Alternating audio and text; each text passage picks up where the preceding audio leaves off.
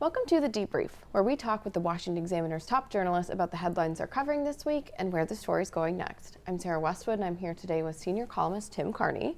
And Tim, you recently sat down with outgoing Maryland Governor Larry Hogan for an interview. What were some of your top takeaways from that conversation?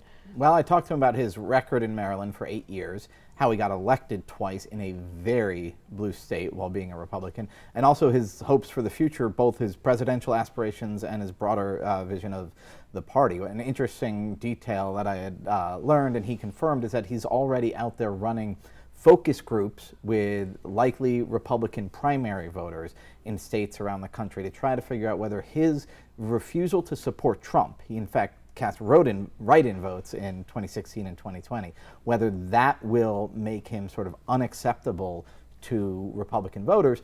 And he found that most Republican voters would be willing to consider him even though he opposed Trump. And in general, he's trying to turn his 8 years in Maryland and his 2 wins into a presidential campaign. So he's definitely running for president. He wants to run for president. He's trying to figure out if he's feasible. And he told me that the first feedback he's getting is positive.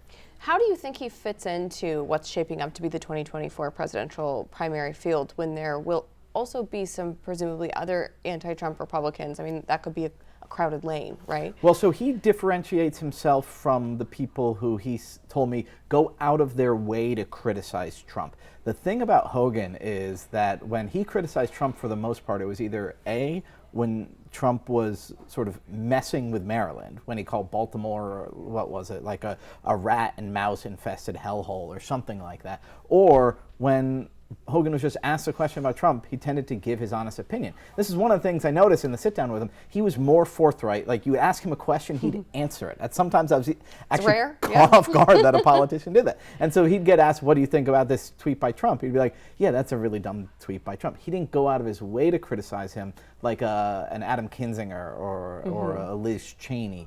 And so I think he sees himself as a guy who criticized Trump when he was wrong, didn't support him for president, but wasn't constantly making what he calls a cottage industry of being anti-Trump. How big that slice of the electorate is, I don't know. Yeah, fair or not, you know, on the national stage, people who don't know a lot about Larry Hogan, Republican voters, might see him through the lens of Trump and his opposition to Trump. I mean, beyond that, what do you think defines what Hogan's platform would be?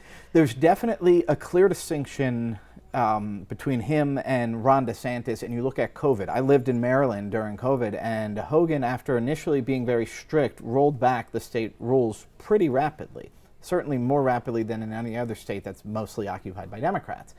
And what you saw, though, was that the local governments, the liberal local governments like Montgomery County, Prince George's County, they dragged their feet. Baltimore, they didn't want to open up, and so they kept the schools closed. So Maryland ended up being the most closed down state in the country for schools by some measures, even though Hogan was trying to open them up.